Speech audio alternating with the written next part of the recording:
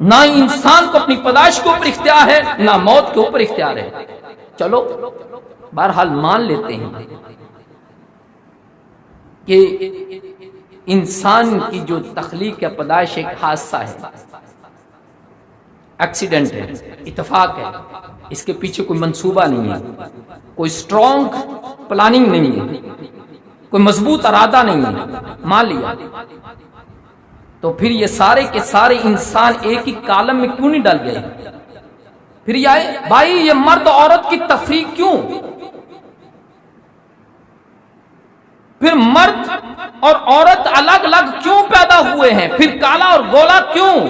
پھر بدصورت اور خوبصورت کیوں؟ پھر سارے کے سارے انسان ایک ہی شکل کے اندر کیوں نہیں ڈل گئے؟ پھر پہچاننے میں بھی مشکل اور دقت ہوتی ہے۔ جب پیچھے کوئی پلاننگ نہیں ہے، منصوبہ نہیں ہے، اتفاق ہے، حادثہ ہے، تو پھر سارے کے سارے انسان ایک ہی کالم میں کیوں نہیں ڈل گئے؟ پھر عورت اور مرد کی تفریق کیوں؟ پتا چلا کوئی ہے جو مرد کو مرد بناتا ہے اور عورت کو عورت پیدا کرتا ہے۔ کوئی ذات ہے، ایسی نہیں ہے کہ بس خود ہی کوئی پیدا ہو گیا اور اپنی مرضی سے پیدا ہو رہا ہے، اپنی مرضی سے مر رہا ہے، ایسا کچھ بھی نہیں ہے۔ اللہ اکبر۔ اور لوگ نظریہ ارتقاء کے قائل ہیں، ان کو پروفیسر ٹنڈل نے بہت پیارا جواب دیا ہے، اگرچہ غیر مسلم ہے۔ کہتا ہے کہ نظریہ ارتقاء، چلو آسان لفظ میں بتا دوں کہ ارتقاء کس کو کہتے ہیں، جس طرح کہ میں پہلے ڈیفینیشن کر چکا ہوں۔ جیڑی چیز ترقی کر کے پہلو ادنا ہوئے، آہستہ آہستہ ترقی کر کے بلندی وال جائے، ادنا تو اللہ وال جائے، انہوں نظریہ ارتقاء بول دینے، یعنی کہ انسان پہلو بندر سی پھر انسان بنا، انہوں نظریہ ارتقاء کیا جاتا ہے۔ جو لوگ اس نظریے کے قائل ہیں، نظریہ ارتقاء کے، پروفیسر ٹنڈل نے بہت پیاری ان کے بارے میں بات کہی ہے۔ کہتے ہیں کہ نظریہ ارتقاء کے اوپر جتنے بھی مقدمات ہیں، جتنی بھی عبارتیں ہیں، وہ سب کی سب باطل اور بیکار اور بے سود ہیں۔ ایک بھی مقدمے سے ثابت نہیں ہوتا، تسلیم نہیں کیا جا سکتا کہ جو یہ نظریہ ہے، نظریہ ارتقاء بالکل درست ہے، ایک مقدمے سے نہیں مانا جا سکتا۔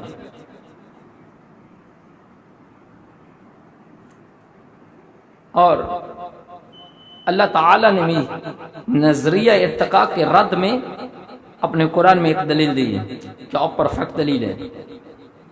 اللہ فرماتے ہیں یہ مشرکین کہتے ہیں، مکے کے مشرکین، کہ جو فرشتے ہیں ان کو اللہ نے مؤنث پیدا کیا ہے۔ اللہ فرماتے ہیں کیا جب میں نے فرشتوں کی پیدائش کی تو تم وہاں موجود تھے؟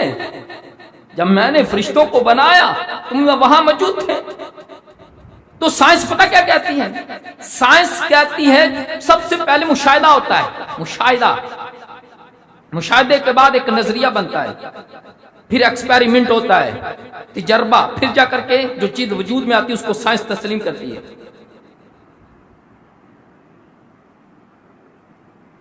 آبزرویشن، مشاہدہ۔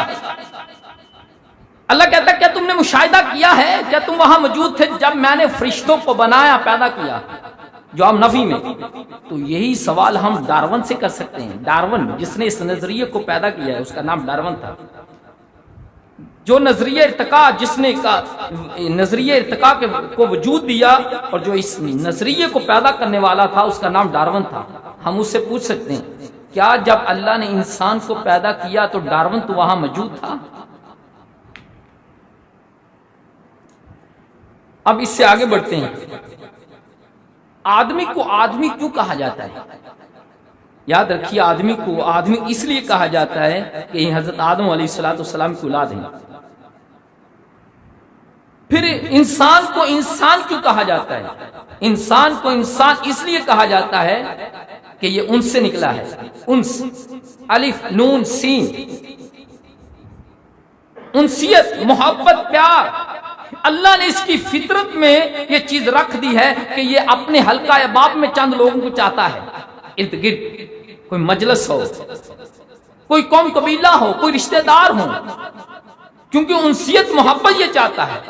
یہی وجہ ہے کہ اگر کوئی اپنے علاقے کو، وطن کو، گھر بار کو، بھی بچوں کو چھوڑ کر کے کیوں چھوڑے؟ اس لیے کہ یہاں برائی بہت ہے، فحاشی ہے، عریانی ہے، میں اس معاشرے سے تنگ آ گیا ہوں، چھوڑ کر کے پہاڑوں کے اوپر چلا جائے، یا غاروں میں گھس جائے۔ اسلام اس کی اجازت ہی نہیں دیتا رہبانیت کی۔ کیوں؟ کیونکہ اسلام وہ حکم ہی نہیں دیتا کوئی جو انسان کی فطرت کے خلاف ہو۔ اسلام عین انسان کی فطرت کے اوپر ہے۔ انسان کی فطرت میں وہ انسیت، محبت، پیار، قوم، ارد گرد اپنے کچھ لوگوں کو اور اپنا حلقہ احباب چاہتا ہے۔ اس لیے اسلام نے رہبانیت کا حکم نہیں دیا ہے۔ پتہ چل گیا آدمی کو آدمی کیوں کہا جاتا ہے، یہ بھی معلوم ہوا۔ انسان کو انسان کیوں کہا جاتا ہے، یہ بھی معلوم ہوا۔ پھر یہ بھی پتہ چلا کہ انسان کی جو پیدائش ہے یہ کوئی حادثہ نہیں ہے، کوئی ایکسیڈنٹ نہیں، کوئی اتفاق نہیں ہے، بلکہ اس کے پیچھے ایک منصوبہ ہے اور پلاننگ ہے اور مضبوط ارادہ ہے۔ اللہ اکبر۔ یوں ہی نہیں اللہ رب العزت نے انسان کو وجود دے دیا، بس جو تیرے دل میں آیا وہ کر اور بس اپنی مرضی سے، نہیں۔ اللہ اکبر۔ اب میں یہاں ایک اور بھی مخلوق ہے، اس کا بھی تھوڑا سا تذکرہ کر دوں۔ جس طرح ہم مکلف بنائے گئے ہیں شریعت پر عمل کرنے کی، اسی طرح وہ مخلوق بھی مکلف بنائی گئی ہے، اور وہ جن ہیں۔ جس طرح ہم مکلف ہیں، بالکل وہ بھی جو جن ہیں وہ بھی مکلف ہیں، وہ بھی شریعت پر عمل کرنے کے مکلف ہیں۔ اگر ان میں کوئی گنہگار ہوں گے، بدکار ہوں گے، تو ان کو بھی جہنم میں ڈالا جائے گا، اور جو نیک ہوں گے ان کو جنت دی جائے گی۔ بالکل ہماری کیٹاگری کے ہیں۔ اس سے پہلے کہ میں تھوڑا سا جنوں کو ٹچ کروں، میں بتانا یہ چاہتا ہوں کہ انسان کی پیدائش اور تخلیق کے پیچھے پلاننگ اور منصوبہ ہے، یعنی کہ انسان کو بنانے والا اور انسان کے درمیان رابطہ اور تعلق کا ہونا ضروری ہے۔ اللہ اکبر۔ اگر آپ قرآن اور حدیث کا غور مطالعہ کریں تو آپ کو معلوم ہوگا کہ انسان اور انسان کے بنانے والے خالق اور مخلوق کے درمیان 3 طریقے کا تعلقات ہوتے ہیں۔ پہلا تعلق ہے خالق اور مخلوق کا، دوسرا تعلق ہے عابد اور معبود کا، تیسرا تعلق ہے غنی اور محتاج کا۔ اللہ اکبر۔ نقطہ بتاؤں، بہت عجیب و غریب نقطہ ہے۔ اگر آپ قرآن و حدیث پر نگاہ ڈالیں تو یہی 3 تعلقات ہیں جو توحید اور شرک کے اوپر جتنی بھی بحثیں ہیں، ان تمام بحثوں کی بنیادیں صرف یہی 3 تعلقات ہیں۔